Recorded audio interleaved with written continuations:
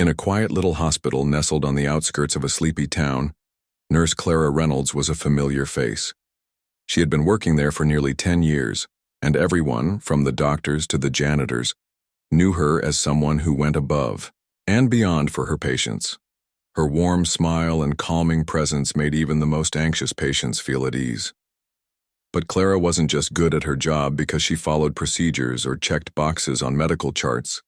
It was her heart that set her apart. She cared deeply about the people under her care, treating them not just as patients but as human beings with stories, struggles, and hopes. One chilly evening in late autumn, the sky outside the hospital windows was painted in shades of gray and a light drizzle tapped against the glass. Inside, the halls were quieter than usual, save for the occasional beep of monitors and the soft squeak of shoes on polished floors. Clara had already finished her rounds for the day, but something kept pulling her back toward room 214. It wasn't unusual for her to check on her patients one last time before heading home. It was part of what made her such a dedicated nurse. But tonight, there was an inexplicable pull, like an invisible thread tugging at her heart. Room 214 belonged to Mr. Henry Whitaker, an elderly man whose life had been marked by service and sacrifice. A decorated veteran, Henry had spent decades serving his country, only to return home to a world that seemed to have moved on without him. Over the years, he'd struggled with health issues, both physical and emotional, that left him frail and weary. His family lived far away, scattered across different states, and visits were rare. Most days, Henry sat alone in his bed, staring out the window at the trees swaying in the breeze, lost in thought. He rarely spoke unless spoken to, and when he did, his words carried a weight that suggested he'd seen far more than anyone could imagine. Clara had grown fond of Henry during his stay at the hospital. There was a quiet dignity about him, a sense of resilience that she admired. Despite his declining health, he never complained or asked for special treatment. Instead, he greeted each day with a stoic acceptance, as though he understood that life was simply taking its course. Still, Clara couldn't help but notice the sadness in his eyes, a deep loneliness that no amount of medication or therapy could erase. She often found herself lingering in his room a little longer than necessary, sharing small talk or listening to snippets of his past. Though he didn't say much, the moments they shared felt meaningful, like tiny bridges connecting two very different lives. That evening, as Clara approached room 214, she hesitated for a moment outside the door. The hallway was dimly lit, casting long shadows along the walls, and the faint hum of machinery filled the air. Pushing the door open gently, she stepped inside and saw Henry lying in bed, his breathing shallow but steady. His eyes were closed, and for a brief second, she wondered if she should leave him to rest. But then, as if sensing her presence, his eyelids fluttered open, revealing cloudy blue eyes that seemed to pierce straight through her. "Nurse Clara," he murmured, his voice barely audible. "You're still here." She smiled softly, pulling up a chair beside his bed. "Of course, Mr. Whitaker. I wanted to make sure you were comfortable before I head out." Henry nodded weakly, his gaze drifting toward the rain-speckled window. For several minutes, neither of them spoke. The silence between them wasn't awkward or uncomfortable. It was peaceful, almost sacred. Clara adjusted his blankets, smoothing out the wrinkles, and checked the IV drip attached to his arm. Everything seemed fine, yet she couldn't shake the feeling that tonight was different somehow. Maybe it was the way Henry looked at her, with a mixture of gratitude and something else she couldn't quite place. Or maybe it was the heaviness in the air, as though the universe itself knew that this moment mattered. Finally, after what felt like an eternity, Henry reached out with trembling fingers, brushing against Clara's hand. Startled, she glanced down at him, her brow furrowing in concern. "Is everything okay, Mr. Whitaker?" she asked gently.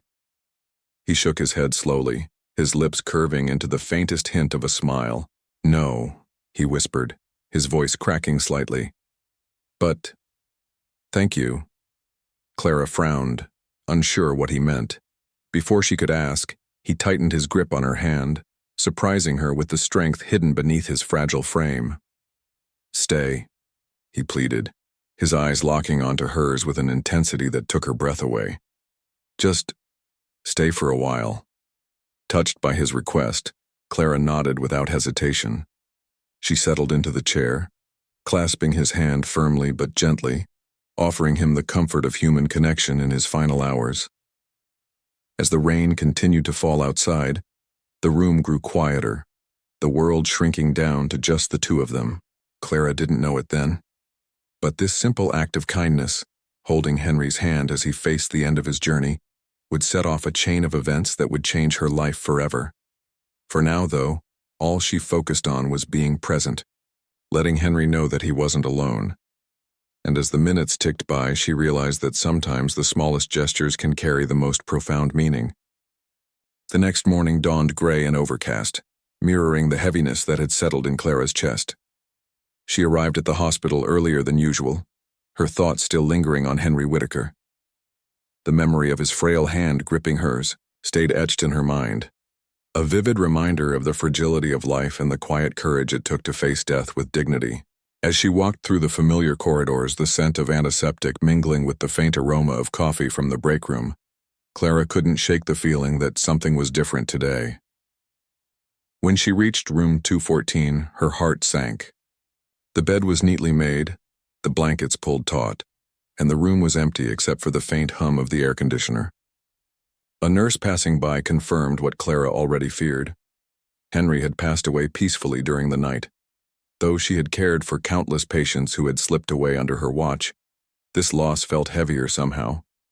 Perhaps it was because she had sat with him in his final hours, holding his hand as he took his last breaths, or maybe it was the way his eyes had held hers, filled with gratitude and trust, as if he knew she would be there until the very end. Clara spent a few moments standing in the doorway, her arms crossed tightly around herself. She thought about all the stories Henry had hinted at but never fully shared, the battles he must have fought, both on the battlefield and within himself. She wondered if he had found peace before leaving this world, or if he had carried regrets to the grave. These questions swirled in her mind as she forced herself to move forward, knowing that her job required her to focus on the living, even as she mourned the departed. Later that afternoon, while filling out paperwork at the nurse's station, Clara noticed a tall man approaching. He wore a sharp navy blue suit, polished shoes clicking softly against the tiled floor, and carried a leather briefcase that looked expensive enough to belong in a courtroom drama. His presence stood out in the otherwise casual environment of the hospital, drawing curious glances from other staff members. When he stopped in front of the desk, Clara immediately recognized him as someone important, not just another visitor looking for directions. "Good afternoon," the man said, his voice smooth and confident. "I'm Jonathan Price, an attorney, representing the estate of Mr. Henry Whitaker." He extended his hand, which Clara shook hesitantly, unsure why a lawyer would be seeking her out. "Are you Nurse Clara Reynolds?" "Yes, that's me," Clara replied, her curiosity piqued. "Is everything all right? Did I miss something?" Jonathan offered a polite smile, though his expression remained professional. "Everything is fine, though I do need to speak with you about some matters related to Mr. Whitaker. Would you have a moment to discuss this privately?" Clara hesitated, her mind racing with possibilities. Was there an issue with Henry's medical records? Had his family requested information? None of it made sense, especially since she hadn't interacted much with anyone outside the hospital regarding his care. Still, she nodded and followed Jonathan to a small conference room nearby, where sunlight streamed through the blinds, casting golden stripes across the table. Once they were seated, Jonathan opened his briefcase and retrieved a sealed envelope, its edges slightly worn as though it had been handled carefully. He placed it on the table between them, his fingers lingering on the corner for a moment before pulling back. "Before I explain further, let me say how much Mr. Whitaker appreciated your kindness during his final days. You may not realize it, but your actions meant more to him than words can express." Clara blinked, caught off guard by the unexpected compliment. I only did my job," she stammered, though deep down she knew it was more than that. Holding Henry's hand hadn't been part of her official duties. It had been an act of compassion, one she hoped brought him comfort in his final hours. Jonathan nodded, his expression softening slightly. Indeed. But sometimes doing our jobs with genuine care leaves a lasting impact. Now, regarding this envelope, he slid it closer to her. Mr. Whitaker left specific instructions that it be delivered to the nurse who held my hand. That's you, Miss Reynolds. Clara stared at the envelope, her pulse quickening. Her name wasn't written on it, just the simple phrase scrawled in neat handwriting, to the nurse who held my hand.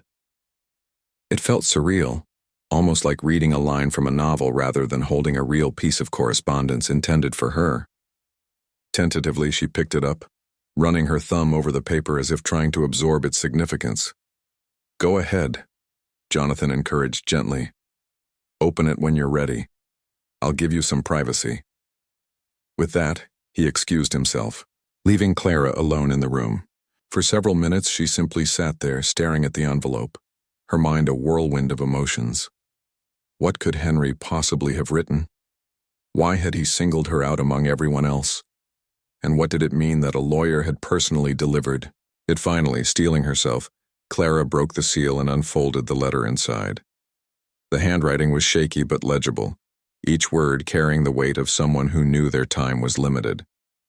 As she began to read, tears welled up in her eyes, blurring the ink on the page.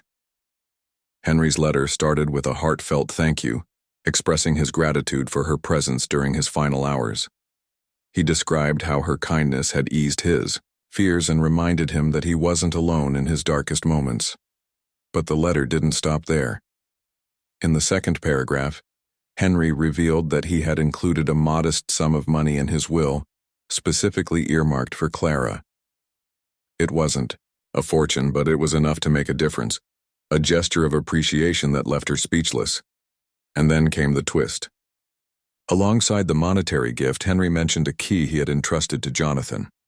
The key belonged to a safety deposit box at a local bank, and Henry urged Clara to retrieve its contents, assuring her that it contained items of great personal value. He ended the letter with a poignant request. Please use these things wisely. They are pieces of my life, and I believe they deserve to find a new purpose. By the time Clara finished reading, her hands were trembling, and her cheeks were damp with tears. She couldn't remember the last time she'd been so deeply moved by a single act of generosity. Henry's words painted a picture of a man who, despite his struggles and solitude, had chosen to leave behind a legacy of gratitude and hope, and now inexplicably, that legacy had become intertwined with her own life. When Jonathan returned to the room a short while later, Clara looked up at him, her eyes still glistening. Thank you, she said softly, clutching the letter to her chest. This means more to me than I can put into words. Jonathan smiled warmly, clearly accustomed to witnessing such emotional reactions. Mr. Whitaker spoke highly of you in our conversations. I think he saw something special in you, Miss Reynolds. Whatever lies ahead, I have no doubt you'll honor his wishes with the same compassion you showed him. As Clara left the conference room, the envelope safely tucked into her bag, she felt a strange mix of awe and responsibility. She didn't yet know what awaited her at the bank or what secrets the safety deposit box might hold. But one thing was certain, Henry Whitaker's story wasn't over, not entirely. Through his final acts of generosity, he had ensured that his life would continue to touch others, including hers. And as Clara stepped back into the bustling hallways of the hospital, she realized that sometimes the smallest connections we forge can lead to the most extraordinary journeys. The days following Henry Whitaker's passing felt surreal for Clara. She went about her routine at the hospital, checking on patients, updating charts, and offering comforting words when needed. But her mind kept drifting back to the envelope and the mysterious key Jonathan had mentioned. Each time she thought about it, her heart raced with a mix of excitement and apprehension. What could be waiting for her in that safety deposit box? Was it something valuable, or was it simply a collection of mementos meant to preserve Henry's memory? The uncertainty gnawed at her, but she also knew she couldn't ignore his final request. It wasn't until the weekend, when the hospital was quieter and her schedule less demanding, that Clara finally found the courage to visit the bank. The morning air was crisp, carrying the faint scent of autumn leaves as she drove through the familiar streets of her town. Her hands gripped the steering wheel tightly, her knuckles white from nervous energy. She replayed Henry's letter in her mind, trying to decipher any hidden meaning behind his words. "Use these things wisely," he had written. What exactly did that mean? And why had he entrusted her, a nurse who had only known him briefly, with such an important task? When Clara arrived at the bank, she was greeted by its imposing stone facade and gleaming glass doors. It was one of those old-fashioned banks that exuded a sense of permanence, as if it had stood there for generations, guarding people's secrets and treasures. Taking a deep breath, she stepped inside, the sound of her heels clicking against the marble floor echoing in the spacious lobby. A young woman at the counter smiled warmly and asked how she could assist her. "I'm here to access a safety deposit box," Clara replied, pulling out the key Jonathan had given her along with the authorization documents. The receptionist nodded and led her to a private room where another employee, a middle-aged man with a kind smile, awaited her. After verifying her identity and ensuring all the paperwork was in order, he escorted her to the vault. The vault itself was an intimidating sight. Rows upon rows of small metal boxes lined the walls, each labeled with numbers etched into brass plates. The air was cool and slightly damp, and the only sounds were the soft clinking of keys and the occasional creak of the heavy door. Clara watched intently as the bank employee located the correct box, inserted the master key, and gestured for her to use hers. With trembling fingers, she turned the key, feeling a click as the lock released. Pulling the box free, the employee handed it to her before stepping back to give her privacy. Clara placed it on the table in front of her, her heart pounding so loudly she was sure everyone in the building could hear it. For a moment, she hesitated, staring at the plain gray container as though it might hold the answers to life's greatest mysteries. Then, gathering her resolve, she lifted the lid. Inside, she found a carefully curated collection of items that seemed to tell the story of Henry's life. There were faded photographs, their edges worn from years of handling, depicting scenes from his younger days. In one picture, he stood proudly in uniform, his posture straight and confident, surrounded by fellow soldiers whose faces radiated camaraderie. Another photo showed him standing beside a woman who must have been his wife, both of them smiling as they held hands in front of a modest home. Clara traced the image with her fingertip, wondering what their lives had been like together.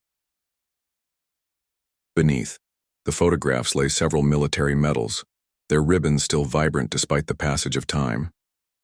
Clara recognized some of them, a Purple Heart, a Bronze Star, but others were unfamiliar to her. Each medal told a fragment of Henry's story, representing sacrifices and acts of bravery that few civilians would ever fully understand. Alongside the medals was a folded American flag, neatly pressed and tucked into a clear plastic sleeve. Clara unfolded it gently, marveling at its pristine condition. She imagined it being presented to his family after his service, a symbol of honor and gratitude for the risks he had taken. But the most intriguing item in the box was a leather-bound journal, its cover cracked and weathered from years of use. Clara opened it cautiously, half expecting the pages to crumble beneath her touch. Instead, they were sturdy, filled with handwritten entries in ink that had faded slightly over time. As she flipped through the pages, she realized this was no ordinary diary. It was a record of Henry's thoughts, memories, and reflections spanning decades. Some entries detailed his experiences during the war, describing battles fought and comrades lost. Others spoke of quieter moments, the joy of holding his newborn daughter, the pride he felt watching her take her first steps, and the heartache of growing apart as she grew older. Tucked between the pages of the journal was another note, smaller than the one Henry had sent via Jonathan. Clara unfolded it carefully, recognizing his handwriting immediately. This message was shorter but no less poignant. "Dear Clara, if you're reading this, then I've reached the end of my journey. I hope you'll forgive me for involving you in my affairs, but I believe fate brought us together for a reason. Inside this box, you'll find pieces of my life, memories, achievements, regrets. Please share them with my daughter, Emily. She lives 2 towns over. Her address is written below. Though we drifted apart, I never stopped loving her, and I hope these mementos will help bridge the gap between us. Thank you for everything. With gratitude, Henry. Clara's vision blurred as tears welled up in her eyes. She read the note again, letting the weight of Henry's words sink in. He hadn't just left her a collection of objects, he had entrusted her with a mission to reconnect with someone who mattered deeply to him, someone he clearly regretted losing touch with. The thought overwhelmed her, not because of the responsibility it entailed, but because of the profound humanity behind it. Here was a man who, even in death, was reaching out to mend relationships and leave a legacy of love. Determined to honor Henry's wishes, Clara carefully repacked the contents of the safety deposit box and returned it to the vault. On her way home, she stopped at a cafe to gather her thoughts. Sitting by the window with a steaming cup of coffee, she pulled out her phone and searched for Emily's address online. It didn't take long to find her. A school teacher living in a nearby town, married with 2 children of her own. Clara jotted down the information, her mind racing with questions. How would Emily react to hearing from her father's nurse? Would she welcome the opportunity to learn more about him, or would she resent the intrusion? As the afternoon sunlight streamed through the cafe windows, casting golden patterns on the wooden tables, Clara made a decision. She would reach out to Emily, not as a stranger delivering bad news, but as someone who had come to care deeply about Henry and wanted to ensure his final wishes were fulfilled. It wouldn't be easy, but Clara knew that sometimes the hardest conversations were the ones worth having. By the time she left the cafe, the sun was beginning to set, painting the sky in hues of orange and pink. Clara felt a renewed sense of purpose, as though she had been given a chance to play a small part in healing a fractured relationship. Henry's story wasn't just about war and loss. It was about connection, forgiveness, and the enduring power of love. And now, thanks to him, Clara had become a thread in that tapestry, weaving together fragments of a life well lived. Tracking down Emily Whitaker proved to be more challenging than Clara had anticipated, not because of any lack of information, but because of the emotions swirling inside her as she prepared for the meeting. The address Henry had provided led her to a modest suburban neighborhood, where tree-lined streets and neatly trimmed lawns gave the area a sense of warmth and stability. As Clara drove through the quiet roads, her mind raced with questions. How would Emily react? Would she want to hear about her father's final days, or would the mention of his name reopen old wounds? Clara knew that stepping into someone else's life uninvited carried risks, but she also felt an undeniable obligation to honor Henry's wishes. When she finally arrived at Emily's house, a cozy 2-story home with flower boxes lining the windows, Clara parked her car across the street and sat there for several minutes gathering her courage. She rehearsed what she would say in her head, trying to strike a balance between being honest and respectful. Taking a deep breath, she stepped out of the car and walked up the driveway, clutching the leather journal and Henry's note tightly against her chest. Before she could knock on the door, it swung open, revealing a woman who looked remarkably like Henry. Emily had the same piercing blue eyes, the same determined jawline, and even a hint of her father's quiet dignity in the way she held herself. "Can I help you?" Emily asked, her tone polite but cautious. She was dressed casually in jeans and a sweater, her dark hair pulled back into a loose ponytail. A little boy peeked out from behind her legs, his curious gaze fixed on Clara. "Hi," Clara began, offering a tentative smile. "My name is Clara Reynolds. I'm a nurse at St. Mary's Hospital and, well, I think we need to talk." Emily frowned slightly, clearly puzzled. "I'm sorry. Do I know you?" "No. We've never met," Clara replied quickly. "But I was caring for your father, Henry Whitaker, before he passed away last week." The color drained from Emily's face and she took a step back, visibly shaken. "Dad? Passed away?" she whispered, her voice trembling. "No one told me." Clara winced, realizing how sudden and jarring this news must be. "I'm so sorry for your loss," she said softly. "And I completely understand if this isn't a good time to talk, but I have something important to share with you, something your father wanted you to know." For a moment, Emily looked torn, glancing between Clara and the child clinging to her leg. Then after a brief pause, she nodded and gestured for Clara to come inside. "Please come in," she said, her voice steadier now. "We can talk in the living room." The interior of the house was warm and inviting, with family photos adorning the walls and toys scattered across the carpet. Emily ushered Clara to a comfortable couch while she settled into a chair opposite her, pulling her son onto her lap. "This is my son Liam," she explained, smoothing his hair affectionately. "He's 4. My husband should be home soon. He's picking up our daughter from soccer practice, but until then." Her voice trailed off, leaving an awkward silence hanging in the air.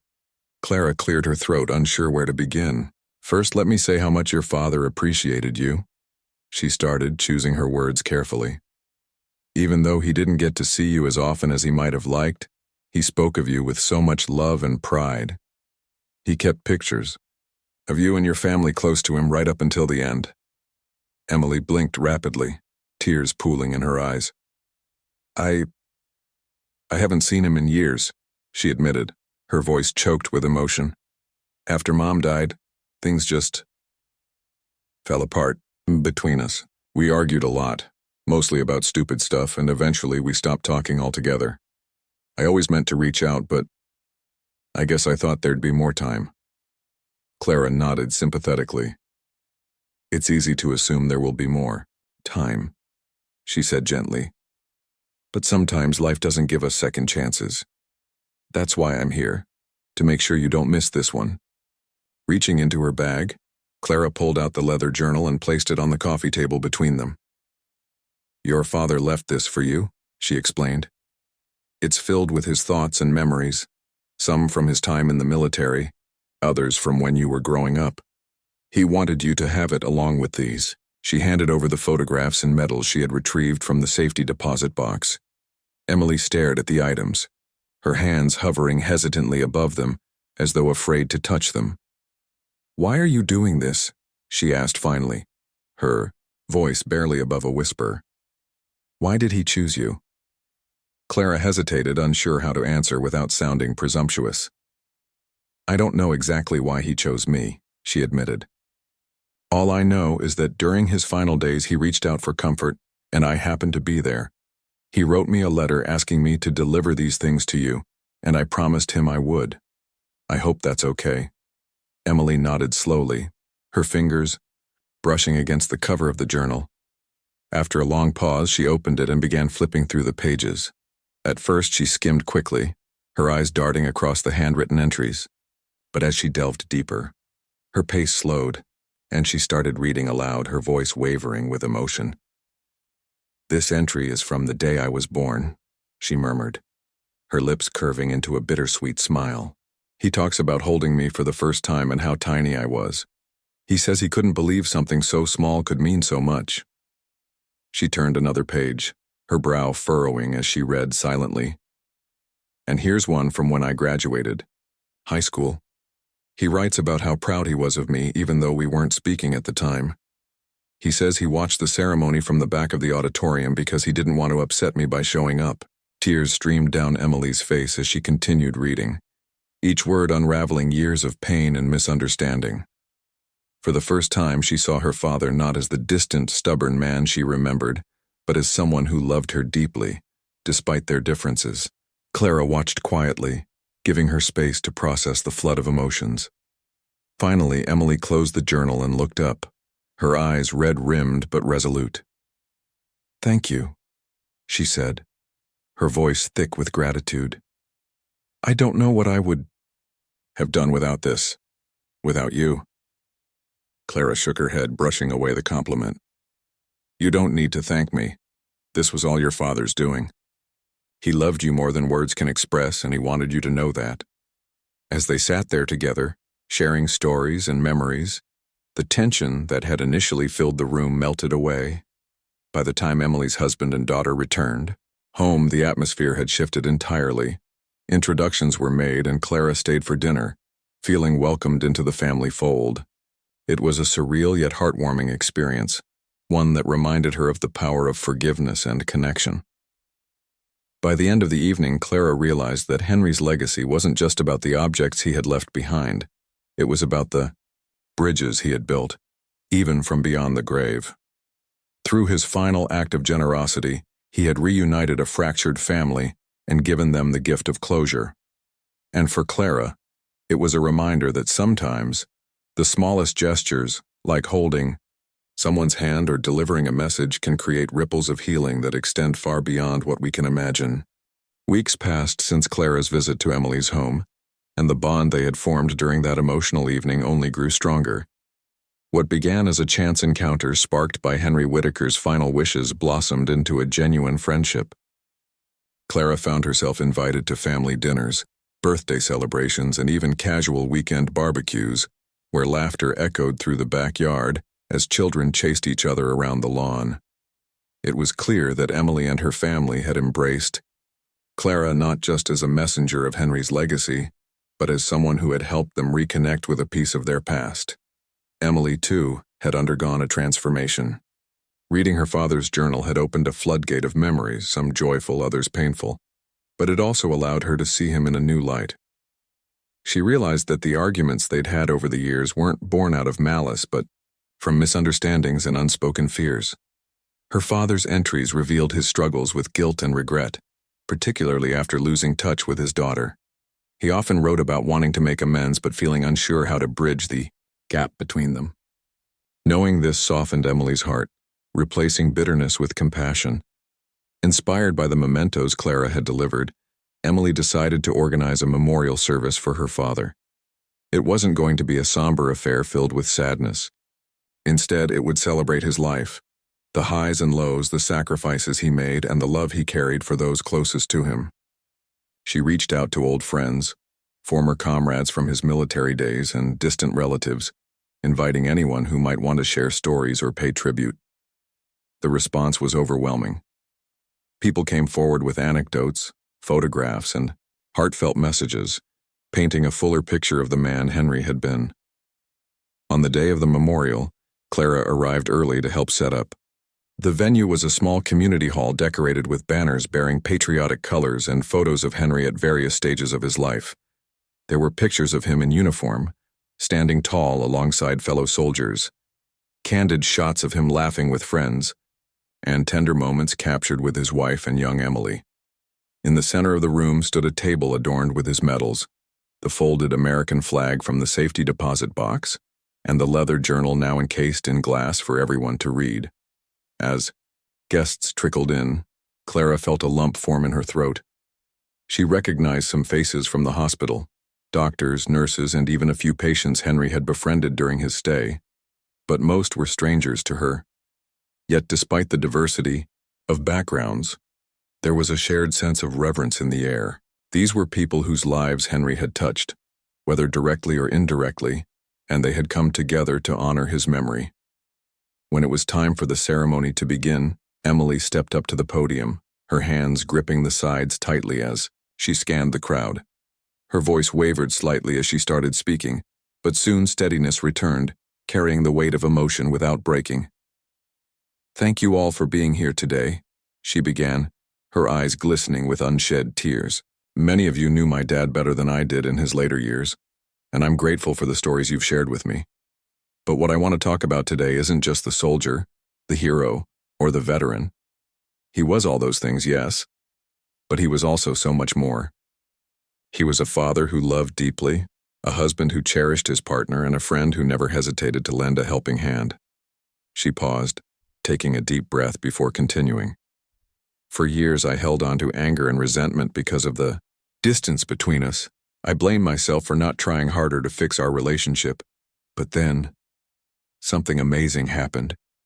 Here she turned to look at Clara, who sat near the front row, her expression soft with encouragement. "A nurse named Clara Reynolds came into my life. She brought me pieces of my dad's story, his words, his memories, his hopes, and reminded me of the love that still existed beneath all the pain. Through her kindness, I learned that forgiveness isn't about forgetting. It's about letting go of the hurt so we can move forward. The room fell silent, every eye fixed on Emily as she spoke. Some attendees dabbed at their eyes with tissues while others nodded in agreement, moved by the sincerity of her words. When she finished, applause erupted, filling the space with warmth and gratitude. As Emily stepped down from the podium, Clara rose to meet her halfway, enveloping her in a tight hug. Neither said a word. They didn't need to. The embrace conveyed everything: gratitude, understanding, and the healing power of connection. Afterward, several people took turns sharing their own memories of Henry. A retired colonel recounted tales of bravery under fire, describing Henry as a leader who always put his team first. An elderly neighbor recalled how he used to fix broken fences and mow lawns for widows in the community, refusing payment because it was the right thing to do. Even a nurse from the hospital shared a lighthearted story about how Henry once insisted on teaching her origami during one of his stays, claiming it was good therapy for the soul. As the afternoon wore on, the atmosphere shifted from solemn remembrance to joyful celebration. Children played games in the corner, couples danced to old wartime tunes playing softly in the background, and plates of food were passed around generously. For the first time in years, Emily felt surrounded by a sense of belonging, not just to her immediate family but to a larger circle of people who cared about her father's legacy. But perhaps the most poignant moment came when Emily announced her plans to establish a foundation in Henry's name. Inspired by both his service and the struggles he faced upon returning home, she envisioned an organization dedicated to supporting veterans dealing with mental health challenges like PTSD. "My dad fought battles we'll never fully understand," she explained, her voice steady with determination. "And while he may not be here to see it, I want to ensure that others don't have to fight alone." Clara listened intently, pride swelling in her chest. She watched as donations poured in, not just monetary contributions, but offers of time, expertise, and resources. Strangers became collaborators united by a common goal: to turn Henry's story into a beacon of hope for others. By the end of the day, as the sun dipped below the horizon and cast golden hues across the room, Clara couldn't help but feel awestruck. What had started as a simple act of holding a dying man's hand had evolved into something far greater than she ever imagined. Henry's legacy wasn't confined to the pages of his journal or the medals displayed on the table. It lived on in the hearts of everyone present, inspiring acts of kindness, forgiveness, and unity. As Clara drove home that evening, the stars beginning to twinkle above, she reflected on the journey she had embarked upon. She thought about Henry's quiet courage, Emily's resilience, and the countless lives touched by their shared story. And though she hadn't known it at the time, that rainy night in room 214 had marked the beginning of a ripple effect, one that would continue spreading long after the echoes of this day faded away. Months had passed since the memorial service for Henry Whitaker, yet its impact lingered like a gentle breeze that refused to fade. Clara often found herself reflecting on the events that had unfolded, marveling at how one man's life and death had woven together so many disparate threads into a tapestry of healing and connection. The foundation Emily had announced during the ceremony was now up and running, bearing the name the Henry Whitaker Legacy Fund. It quickly gained traction in the community, drawing support from veterans organizations, mental health advocates, and even local businesses eager to contribute. Clara stayed involved with the foundation, not as a central figure but as someone who believed deeply in its mission. She attended meetings, helped organize fundraisers, and volunteered her time whenever she could. Each event brought new stories, new faces, and reminders of why this work mattered. At one fundraiser, a young veteran named Marcus stood before the crowd, his voice trembling as he shared his struggles with PTSD and how the foundation had given him access to counseling and peer support groups. His words resonated with everyone in attendance, including Clara, who realized once again the profound ripple effects of compassion. For Emily, the foundation became more than just a tribute to her father. It became a way to channel her grief into purpose. She threw herself into the work wholeheartedly, collaborating with therapists, social workers, and fellow veterans to create programs tailored to those in need. Her husband and children supported her every step of the way, attending events and spreading awareness within their own circles. Even Liam, her precocious 4-year-old son, proudly wore a t-shirt emblazoned with the foundation's logo, declaring to anyone who would listen, "This is for my grandpa." As the months turned into a year, Clara noticed subtle changes in herself as well. Working alongside Emily and others reminded her why she had chosen nursing in the first place. Not just to care for patients physically, but to nurture their spirits, too. The experience reignited her passion for her job, prompting her to take on additional training in palliative care and end-of-life support. She also began mentoring younger nurses, sharing lessons she'd learned about empathy, patience, and the importance of being present in moments that matter most.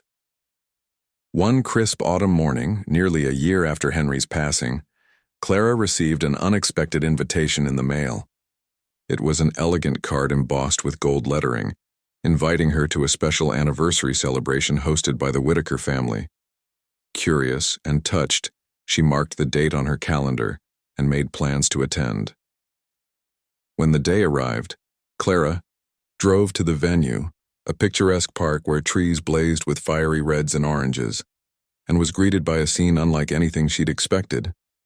Dozens of people milled about, chatting animatedly while children ran through piles of fallen leaves. A large banner hung across the entrance reading, "Celebrating Life, Honoring Henry Whitaker's Legacy." Tables were set up with food, drinks, and informational booths about the Foundation's ongoing projects. In the center of it all stood Emily, radiant in a burgundy sweater, surrounded by friends, family, and volunteers. As Clara approached, Emily spotted her immediately and waved enthusiastically. "Clara, over here," she called out, pulling her into a warm hug. "We couldn't have done any of this without you." Clara laughed softly, brushing off the compliment. "You're the one doing all the hard work, Emily. I'm just along for the ride." But Emily shook her head firmly. "No, you don't understand. You started this. That night in the hospital when you held Dad's hand. You gave him peace, and then you delivered his message to me, which changed everything. None of this would exist without you." Touched by her words, Clara glanced around at the vibrant gathering. Veterans mingled with civilians. Children played tag near a makeshift stage, and volunteers handed out pamphlets about upcoming initiatives. Everywhere she looked, there was evidence of lives being touched, hearts being healed, and connections being forged. It was impossible not to feel a sense of awe at how far they'd come. Later that afternoon, Emily took the microphone to address the crowd. After thanking everyone for their continued support, she revealed a surprise announcement. "Today marks 1 year since we launched the Henry Whitaker Legacy Fund," she said, her voice filled with emotion. "And I'm thrilled to share that. We've raised enough funds to open our first dedicated wellness center for veterans and their families. It will offer counseling, workshops, recreational activities, and more, all designed to provide holistic care and support." The crowd erupted into applause, cheering as Emily unveiled a rendering of the planned facility. Named Henry's Haven, it featured cozy therapy rooms, art studios, a gymnasium, and even a garden space for meditation and reflection. Clara felt tears prick her eyes as she imagined the countless lives that would benefit from such a place. Afterward, as attendees enjoyed refreshments and live music, Clara wandered over to a quiet corner of the park. There, beneath the shade of a towering oak tree, stood a small plaque commemorating Henry Whitaker. Etched into the bronze surface were the words, "A man of courage, kindness, and unwavering love. May his legacy inspire us all to heal, connect, and serve." Standing there, Clara felt a deep sense of fulfillment wash over her.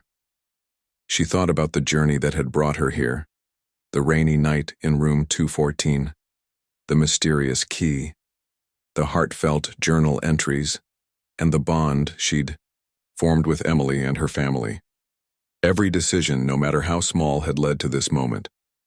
And though Henry was gone, his presence was everywhere, in the laughter of children playing nearby, in the stories shared by veterans finding solace, and in the collective effort of a community coming together to make a difference. As the sun dipped below the horizon, casting the park in hues of amber and rose, Clara realized something profound. Henry's story wasn't just about what he had left behind. It was about what he had inspired others to build. Through acts of kindness, forgiveness, and determination, his legacy had grown beyond anything he could have imagined. And in honoring him, they had created something extraordinary, a reminder that even in loss there is hope, and even in endings, there are beginnings. Walking back toward the festivities, Clara smiled to herself.